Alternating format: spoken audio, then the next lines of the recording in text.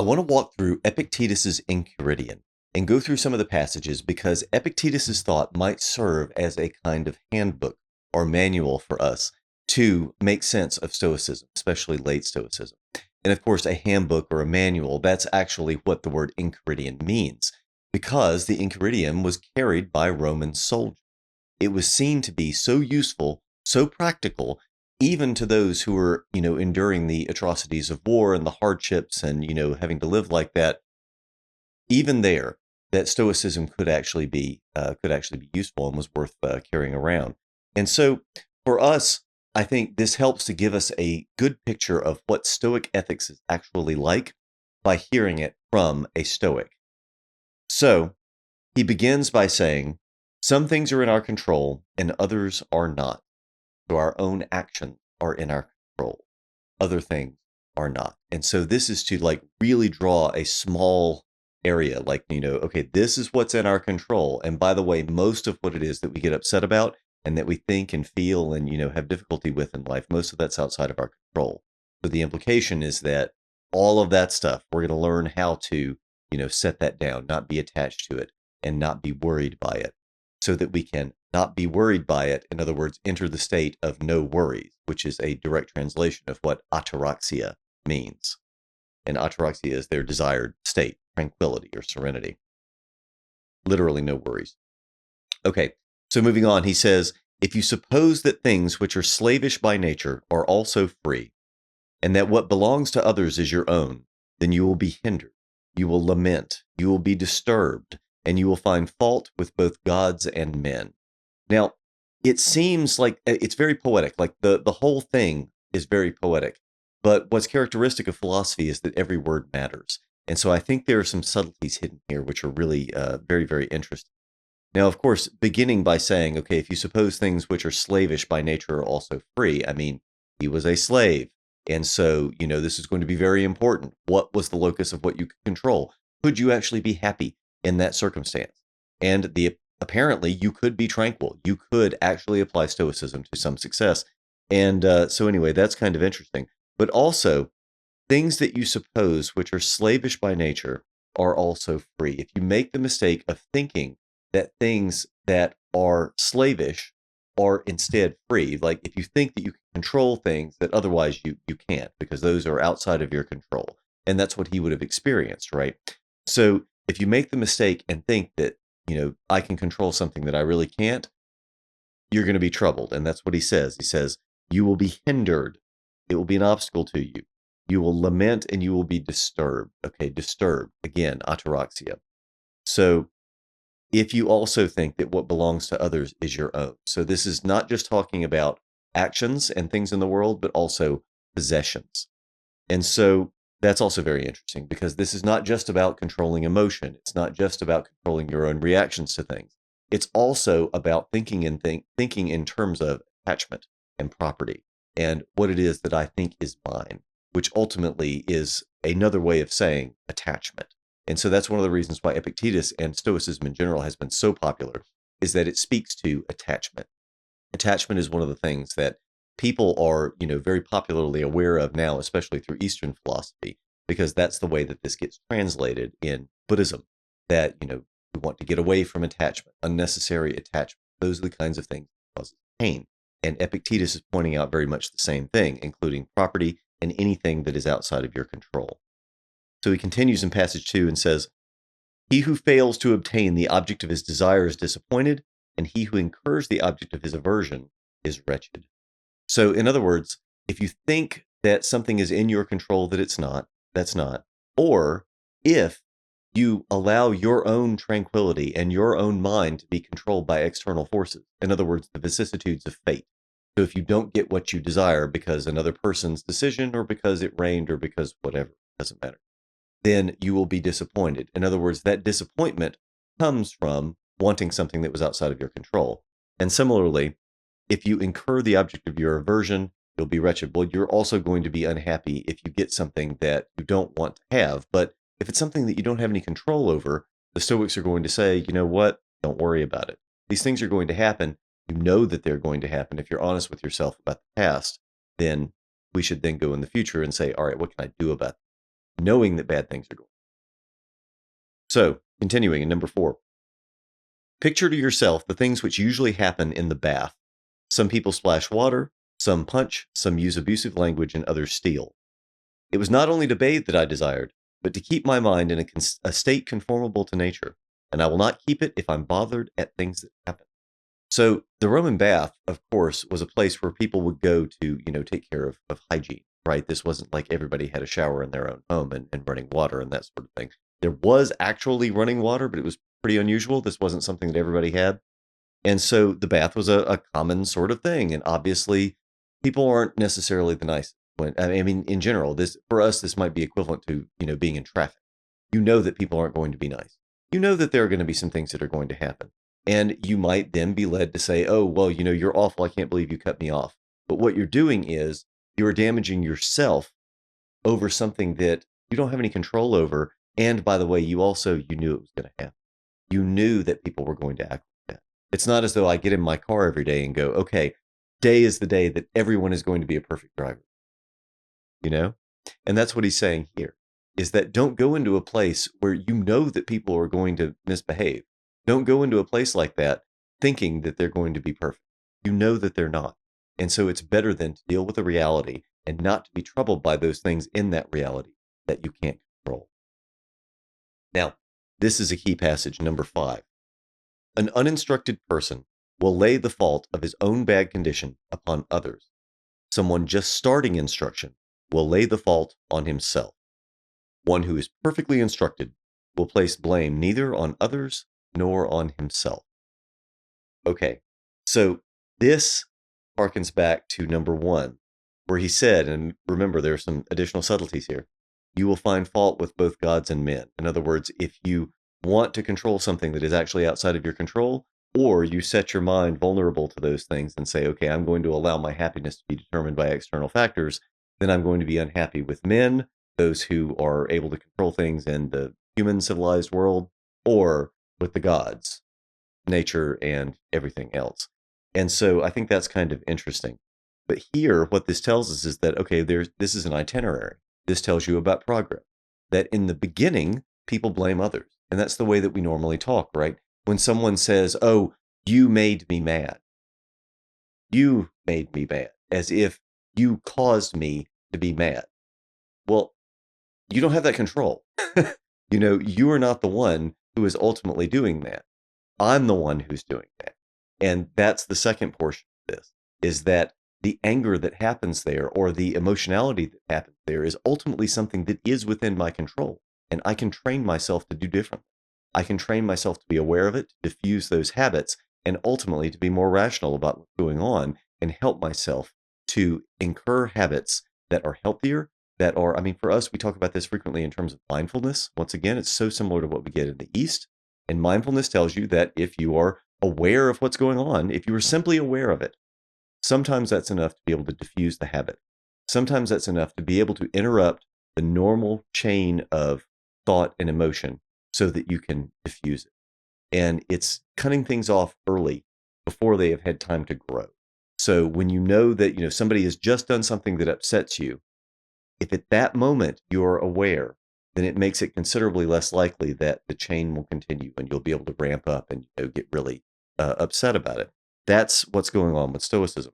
And that's also what's going on with mindfulness, with Buddhism and Hinduism as well.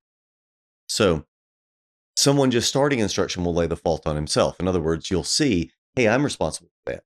The root of that anger, the root of that outburst, the root of that suffering was actually with me. Like, I can do something about that.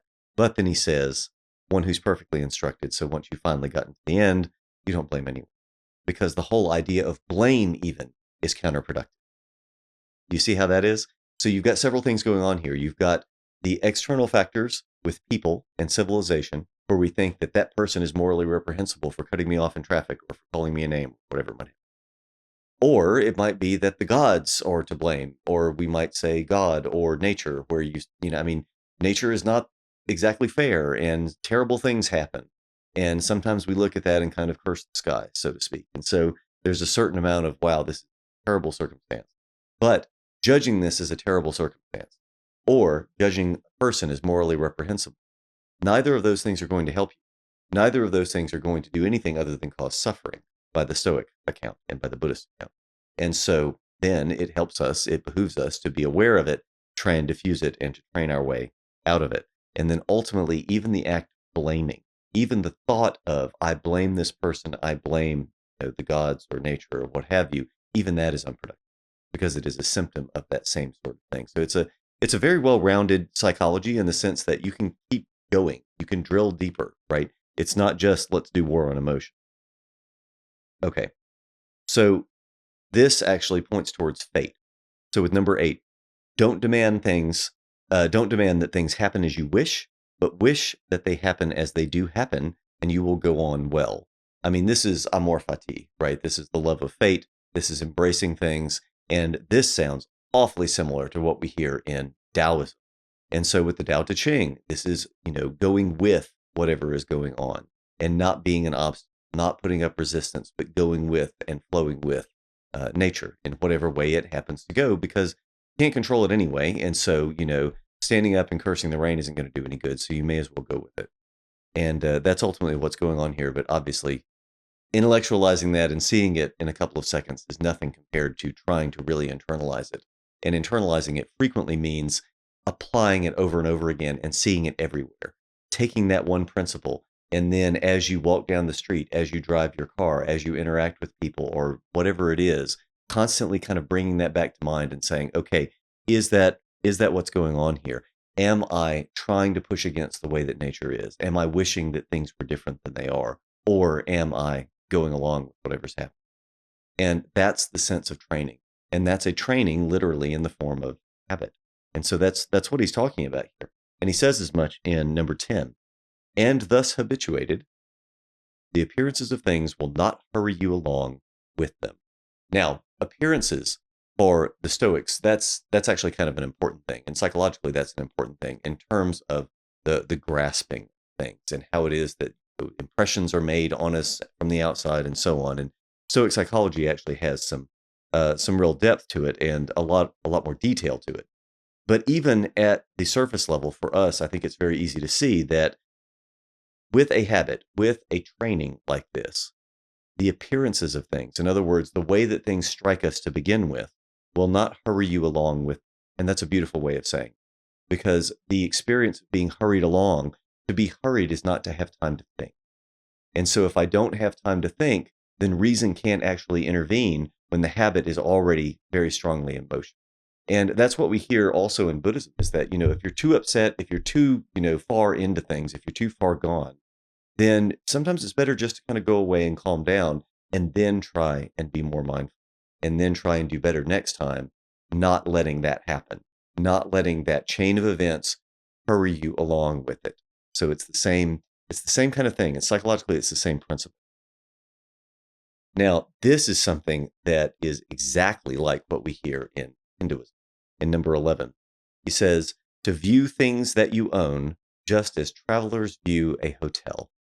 And I'm reminded of the story, the humbling of Indra, and the particular phrase, who has time to build a house? And the idea is that, you've got this person sitting there and that there's this like circle of hair. And he says, Indra comes up and says, well, why do you have this, strange pattern? And the man says, oh, well, that's because, every time, I'm here for the eons. And every time an Indra is born and die, and we go through this big cycle, then one of the hairs falls out. And he says, who has time to build a house?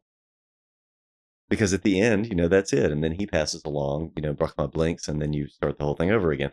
But it's funny because Indra is thinking, what a great boy am I and how powerful am I?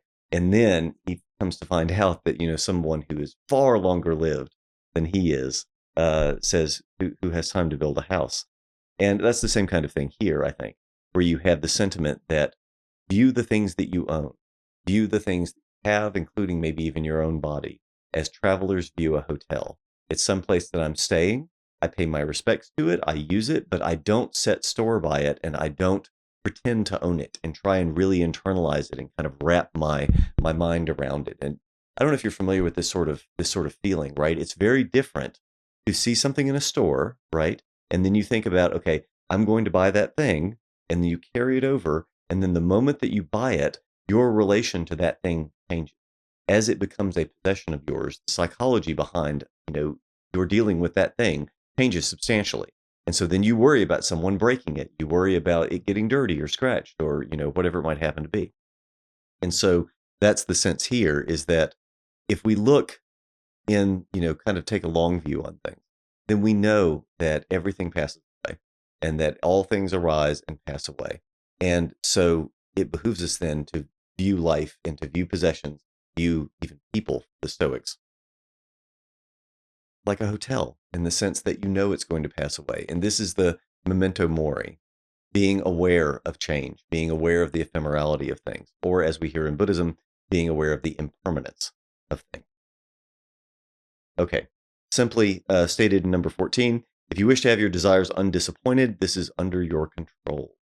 So, or this is in your control. This is something that you can control. So it is possible to remove that kind of suffering. And so it's not all suffering.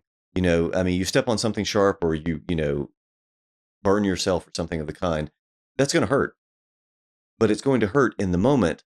You don't have to suffer afterwards. So the hurt in the moment doesn't have to turn into regret, and it doesn't have to turn into fear. It doesn't have to turn into suffering as you're thinking about it and partially re-experiencing it as you remember it.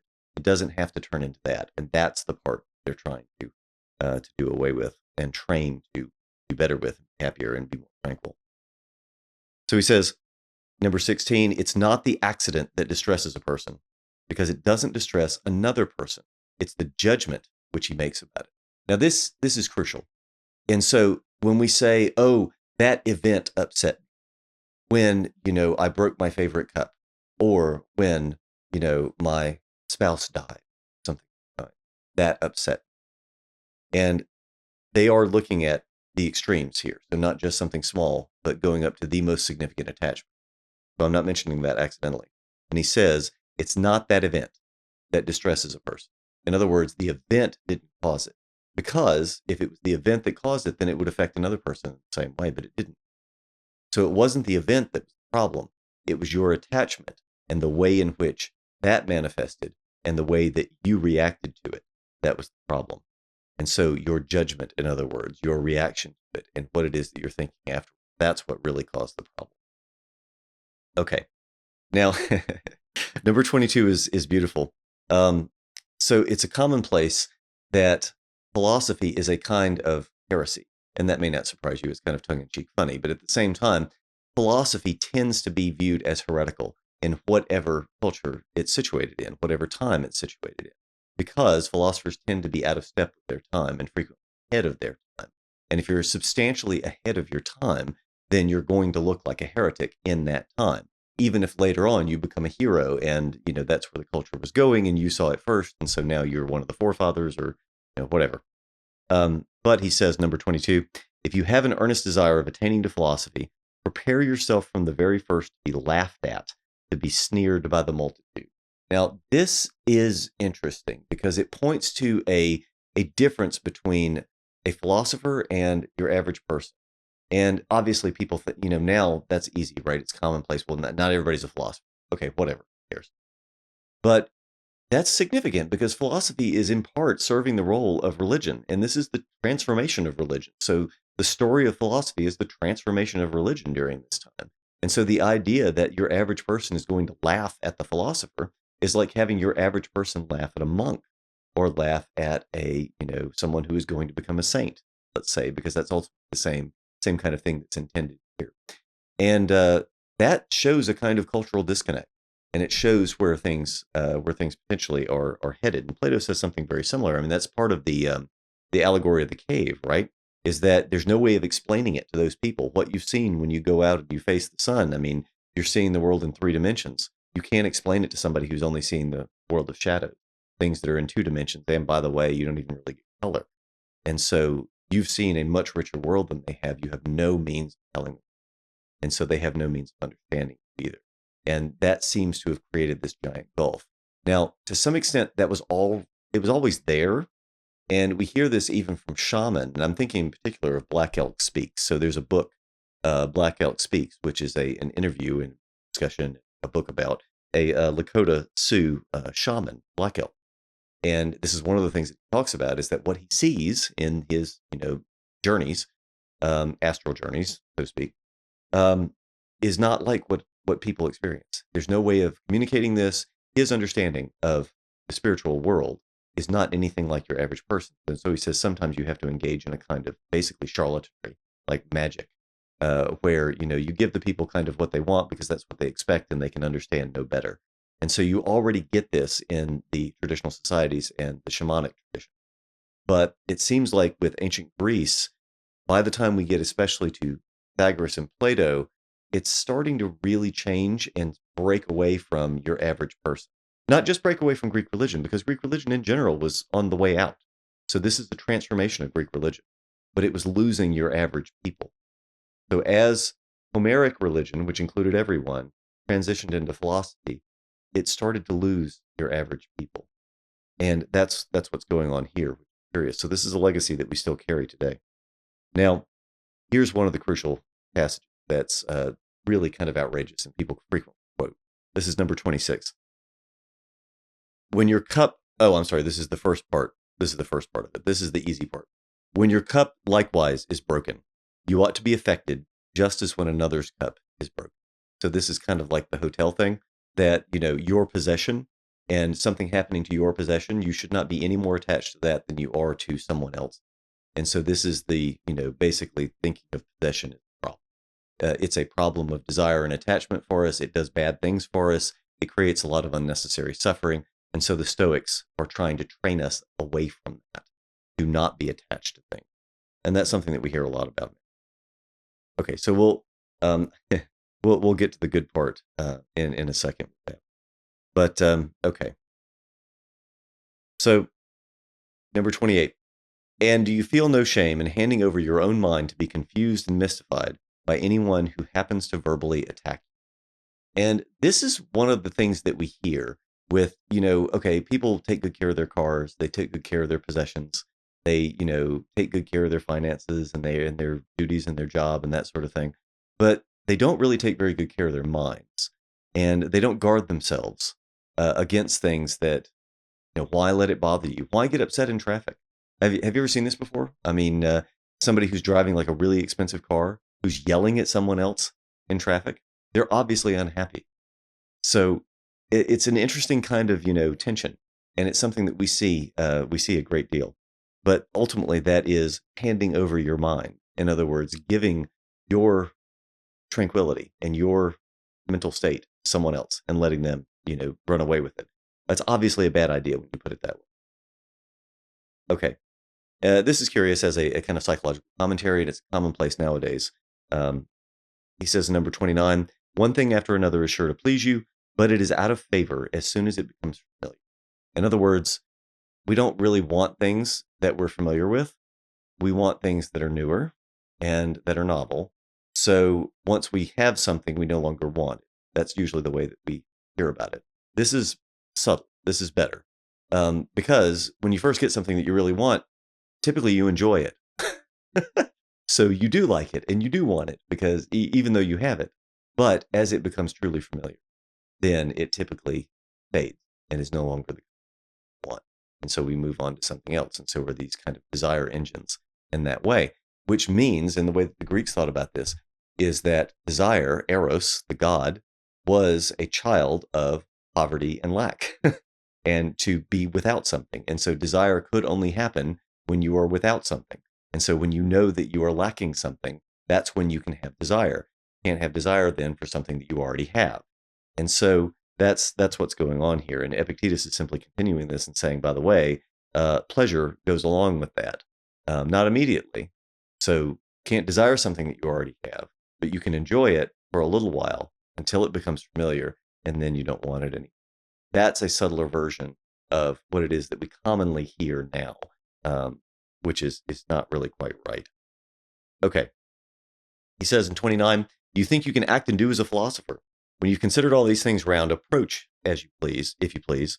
If by parting with them, you have a mind to purchase apathy, freedom, and tranquility. If not, don't come here.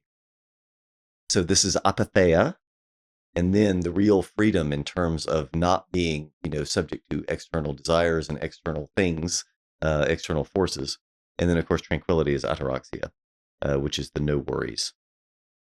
Number 32, for it's if it is among the things not in our control, it can be by no means either good or evil. This is the moral leveling that we get in Stoicism, and saying that external things like it raining or not raining cannot be good or evil. That's not the sort of thing that is tied to morality. For the Stoics, what is tied to morality is what you can actually do something about.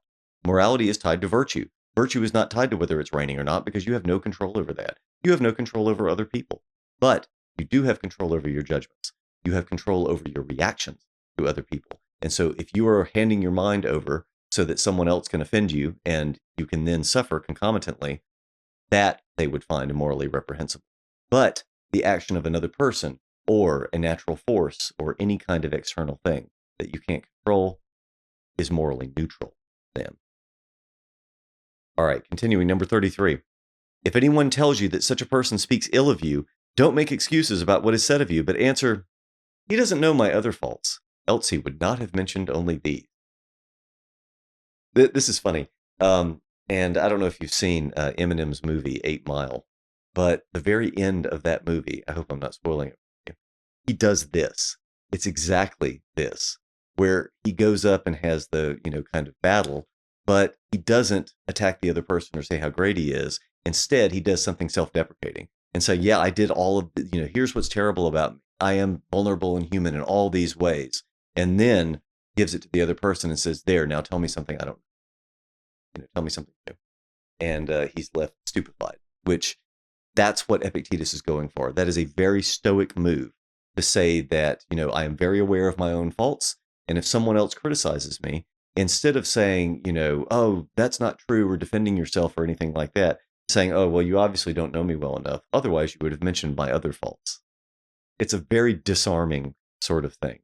It's like somebody who pushes you, and instead of stumbling back and trying to defend yourself, you fall over, and it's almost like an acrobatic sort of thing. That's always the way that I sort of thought of it. But anyway, I think that's useful, or at least funny.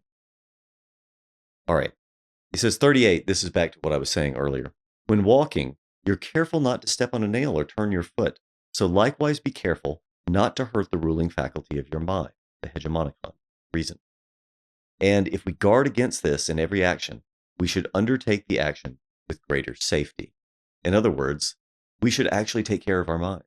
We should actually try and actively train ourselves. And that's the sort of thing that most people don't do. Most people walk through life relatively unreflective, so that they are pursuing their desires and trying to strategically pursue their desires, and that's kind of it. There's not a lot of training. There's not a lot of sense of, I am trying to make myself better, and I am watching what I'm doing, and I am trying to, apply myself and improve. And that's the way that the Stoics are thinking. Okay. Similarly, 46, for sheep do not throw up the grass to show the shepherds how much they've eaten, but inwardly digest their food. They outwardly produce wool, milk. This is probably one of the easier passages. I mean, basically, you don't have to disgorge it, right? You don't have to show someone what you've studied. You simply have to manifest. So what's better than trying to prove that you're good enough is to just simply be good. That's a pretty easy and commonplace. Okay, so 48 is a continuation of what it is that we heard earlier on with the itinerary. The conditioning characteristic of a vulgar person is that he never expects either benefit or hurt from himself, but from external, typically what we call narcissism, right? Or at least kind of pat notion of that. That's what I think of as frequently when people use it now, because for some reason it's become more commonplace to actually use that term. Typically, this is what they're talking about. But anyway, so the vulgar person doesn't expect benefit or hurt from himself, but only from externals. The conditioning characteristic of a philosopher is that he expects all hurt and benefit from himself. So this is the first and second levels of that itinerary. And then, of course, you go beyond and say, okay, in addition to expecting things from yourself, it's also that there is no blame. All right, and then number 50, let whatever appears to be best be to you an inviolable law. And though you're not yet a Socrates, you ought, however, to live as one desirous, becoming Socrates. So Socrates as the paragon, as I mentioned before. So Socrates is the kind of desired end state for the Stoics. And if you think about how Socrates actually lived, rather than how Plato wrote, in terms of even being an itinerant teacher who wandered around and questioned and didn't really worry about, possessions or worldly honors and success in the usual ways, but he still participated in his society and did all the rites and rituals and military service we hear and that sort of thing. So that's kind of interesting. But I think psychologically, the most interesting part of this is the beginning. He says, "Let whatever appear to be best to you be an inviolable law." In other words, once you've decided what's best, once you know what's best, you don't have to continue thinking about it. You can kind of accept that as I know what's best and that's it. And let me now go about training to it. So this is saying I've intellectually sorted things out. My reason has sorted things out. And now I'm going to train. Now I'm going to actually build the habits in accordance with those. Okay. So the other part of 26, when your cup is likewise broken, you ought to be affected just as when another's cup is broken. He also says this by the way of your wife and child. And so the idea is that when either your wife or your child dies, then you should be affected by it no more than if it was someone else's wife or child who is. I mean, that's the kind of extreme that most of the time people stop and say, okay, I'm not going far. And that is a testament to what it is, how it is that the Stoics approach these things, because ultimately the health and welfare and whatnot of your family is not something you totally control. Now, that's not to say that you should just throw caution to the wind and do whatever. They didn't do that. Remember, whatever's in your control, you can do that. You can do something about that. But ultimately, the vicissitudes of fate may give you a, disease or an accident or a whatever. And you can't control that. And so because you can't control that, that is among those things, which is not something you should worry about. And one of the things that I like to point out is there was a modern study that was done that tried to figure out what are the best and the worst things that can possibly happen, which is kind of an interesting question, right? And it was measured in terms of how long someone is either grieving or how long they are very happy in their life, different, immeasurably different in terms of their happiness. And it turns out that everybody always thinks, well, okay, winning the lottery, right? And yes, winning the lottery is a terrific thing. And that gives you about 6 months. Now, what's interesting about that, of course, is that it's only 6 months. And that whatever your state of happiness was before that time, you tend to return to that after. And so it's a very quick elation, but it's not something that necessarily provides long-term happiness. And similarly, what is one of the worst things that can happen to you? And people think about, heartbreak and divorce and disease, war, and that kind of stuff. But as it turns out, the worst thing that can happen to you is to have a child die. And that is about 2 years. But once again, it's not necessarily forever in the sense that all of these things, if you look at the period in which all of these things affect you, yes, there are lasting problems, and there are lasting good things about, a lottery or getting a degree or getting whatever it is, whatever accomplishment or good thing, piece of good fortune or whatever happens to you, whatever bad thing, horror and piece of misfortune happens. All of those things come and go. And what tends to happen is that they come and go, and whatever our natural equilibrium point is with happiness, whatever our natural disposition is with respect to either being a sunny, cheerful person or a morose and melancholic person, then we tend to go back to that. And I think that's very interesting. Now, I'm not saying that everyone recovers from, having a child die in 2 years. That's obviously not true. So let's, not stick on that. But at the same time, that was what was reported in that study. And so the thought is that even for things that seem like they're really, really awful, people get over it more quickly than you would imagine. So people getting over it, like think about divorce and think about, some kind of terrible things that can happen to people that even if it's very profound at the time, people adjust. And when they adjust, it's actually, in retrospect, sometimes quicker than you might imagine. And they tend to return to that same sort of level of whatever their natural disposition is, happiness. So that is even more reason to think that, okay, well, pursuing fortune, not only is it not advisable or the best way of doing things, it actually doesn't even really do any good. You're trading a lot of happiness today for something that isn't even going to help you that much. And so that's frequently what people notice is that, I tried really hard. I, thought that climbing the corporate ladder was going to be the best or whatever it might happen to be, or getting this wonderful car, wonderful spouse, whatever it is. But in fact, people tend to return to whatever their natural level of happiness, which tells us that this kind of training, this promises a more long-term change. And that is, in fact, what we've been seeing now for the past like 30 plus years, where people have been studying mindfulness and have been studying meditation and training. And that kind of training is very similar to what it is that we get in Stoicism, maybe not coincidentally. And so that is something that people actually have pointed to, and these studies have pointed to and said, oh, well, this seems to actually have a long-term impact on people's happiness. And I'm reminded of a story of an American who went over to Japan to become a Zen monk. And he stayed there for a few years and became a monk. And he lived like that for a while and then decided to leave the monastery and come back to the United States. And one of his friends was asking him, it's like, well, was it worth it? Like, is anything different? Did it really help you? And his answer is really telling. He said, my life today is exactly like it was before I went to the monastery, except I am tranquil and no longer disturbed by things. And that it's, I mean, in other words, the external factors of my life, very much like they were. Same country that I left, same situation that I left, same family, same friends, same everything that I left, but I'm coming back in a different person. And it's that interior thing that was worked on. And so that's the idea. That's the desired Socratic state that the Stoics did, and that Epictetus is trying to, kind of get us to. And anyway, so I think this is, I think it's interesting, and I think Epictetus provides a nice introduction to Stoic thought and Stoic ethics in particular, and how it is Stoics envisioned, doing this. And yeah, it seems very Eastern, and now today for us, very familiar and increasingly